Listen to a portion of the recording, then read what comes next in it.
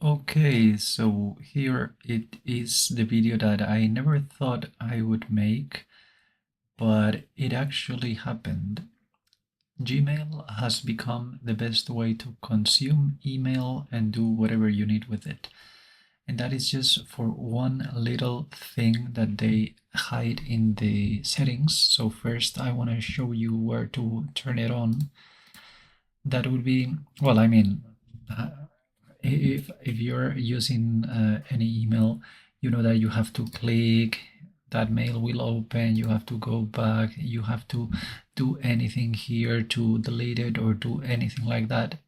And what this setting allows, you go to check all settings, you go down here, and there will be a keyboard shortcuts. And when you turn this on and you want to go anywhere, well, I'm going to turn a little tool here. Yep, that one. Let me see if, okay, so now we have a little help here, so whatever I will type you could see. So for example, the way I went back to the inbox, I'm gonna try to just keep this away, is because if you do G for go, and for example we're gonna go for the ones with the star, GS, and you saw what happened. I went there. If I do GI for inbox, I go here. If I start typing J for going down and K for going up, I can just go anywhere I want. If I want to open an email, I can do O. And if I want to go back, instead of doing GI, I'm just going to do the U for going to the inbox that I had, like that. If I'm in these ones, the ones with the star, and I open this one, for example, and I go U, I'll go back to this one. If I were to do GI, I would go to the inbox, but the general inbox, not the mailbox that I was in. So this just from the beginning allows me to do something like this, to hide this little bar and have more space for my emails. So I can do GS for the star ones. If I had any postponed, I can do GV. I believe it was V. Yeah, well, I guess I will have to snooze any, so I'm just gonna go here. I'm gonna mark one of these with the letter X, and I'm gonna do B, and I'm gonna go up and down my arrows, and I'm gonna put it later this week. So if now I go GV, that will be my little email. If I want to mark it again with the X and then trash it, I will have to do the hashtag, and you see it went to the trash. You can see it here. If I want to undo that, I go set. If I want to compose a new email, I do C and I start typing whatever I want. And now I'm going to show you how to reply to one of these. So I am here. I can either hit O and then R, or I will just go mark it and R. Okay, I guess I have to be inside. I'm going to reply, and you can see I can start typing hello. I'm going to just hit Command and Enter to send it. And now that I am in a conversation, I can go with the P and the N to the previous message and N for the next one. And you can also collapse all of them with column, I believe, and the semicolon for opening all the conversations. If you want to open just one, oh sorry, I gotta open. If you want to open just one and you are here, for example, you can hit O and O to toggle it, to open it and close. Okay, and if you want to just go back, just as you saw it happening before. There are so many shortcuts to remember that I don't want to bore you with all those, because I can do GD and go to drafts, etc, etc, etc. But the thing is that once you have this turned on, you can do the question mark, sorry, and you get this. So you can see here many things. For example, if you want to select different, I'm going to just make this window a little higher so we can see all of them, because as you can see there are many of them. There are shortcuts to select different messages. So for example, I'm going to just hit escape. I'm going to go to my inbox. Imagine that I've been going through my inbox. I've been reading some of those emails, and for some reason I want to select all the unread ones, or maybe the red ones is better. So I go *R. I get all of these. I am guessing these are the ones that I got under control, so I can archive them or just delete them. If I wanted to archive them and I don't remember, I could go here and start reading. I just recommend you to just remember the ones that you use every day. For example, I do not archive anything, so I will not use this one. But in case I want to modify any of this for my custom workflow, I would recommend you to do the most important thing, which is making computers work for you. In this case, there is an option. You can go to check all settings.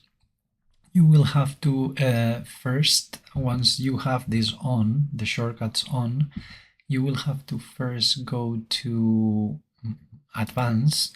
On advanced, hit the custom keyboard shortcuts, enable it, and then this little thing will appear, keyboard shortcuts. And in here, for example, I do not like this being the delete. I would rather have just a D. So I will have to first check if there is something that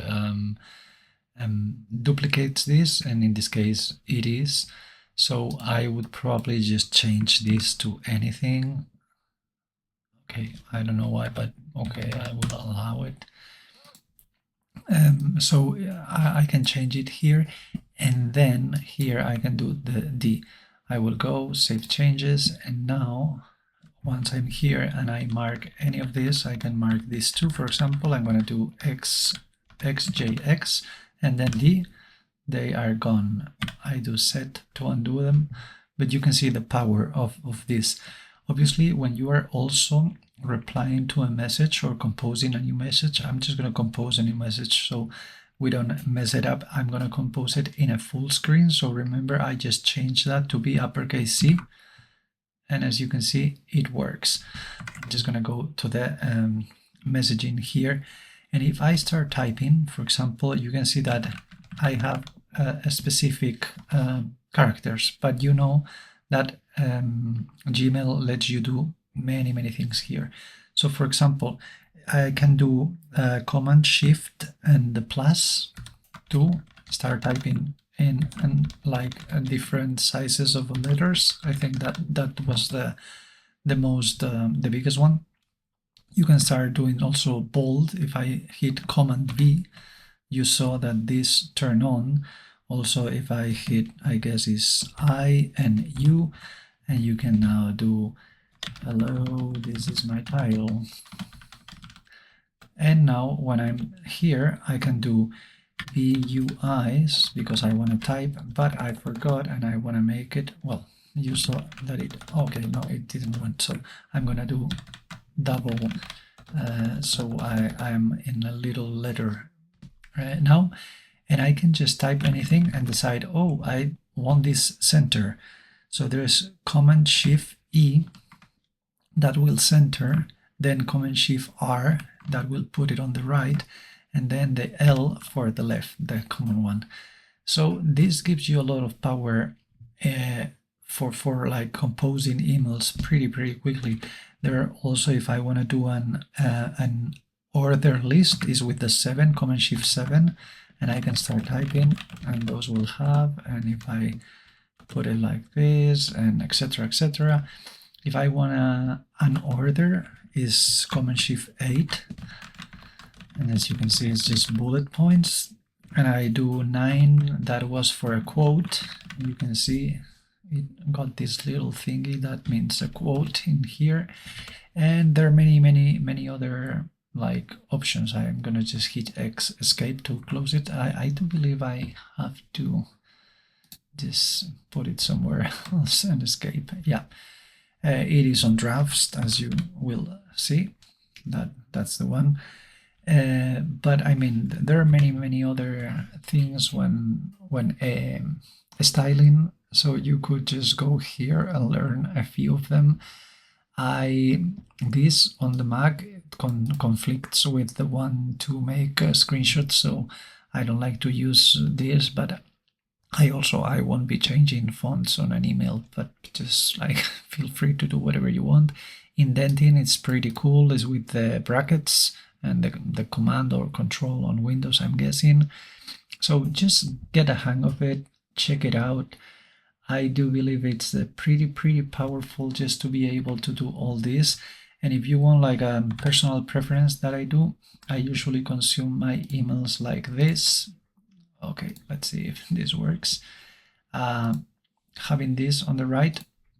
So if I am here, I'm not doing nothing, but if I open one and then I go, you can see that the preview is changing, and I can now just start replying, boom, boom, whatever it is.